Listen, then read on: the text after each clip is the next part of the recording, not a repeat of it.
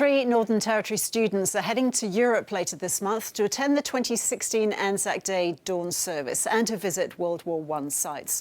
The students won an annual competition for the 10-day ANZAC Spirit Study Tour. Nadia Daly caught up with one of them at a farewell ceremony at Darwin's Robertson Barracks today. In just a few weeks, 3 secondary school students will be whisked away to the shores of France and Belgium to visit the battlegrounds of World War I. Now, Maitane Oakford is one of them. You won the competition by answering the question of what keeps the ANZAC spirit alive 100 years on. And how did you answer that?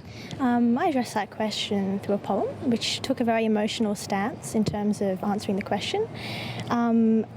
A lot of the productions that were made from the students included factual recounts, historical recounts, but mine varied a little bit in the sense that it took a more emotional stance and required a lot of conversation with people who felt the effects of war, be it that they lost a family member to the harshness of war, or they themselves saw the terrible hardships that were created in the face of war.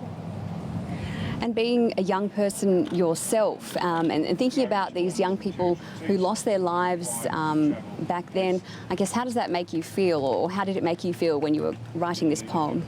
As a young Australian, it only makes me feel more obligated to see exactly where they fought and gave their lives. They died in their youth, which is something that us young Australians now don't have to worry about. We don't have to worry about dying in warfare. We live a very comfortable life. We live in a country that I personally love dearly, and I'm really happy to be Australian.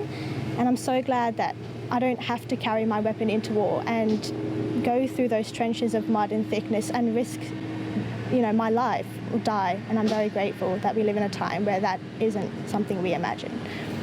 Thank you very much, and it's bound to be a very special journey, remembering those who lost their lives in the so-called war to end all wars.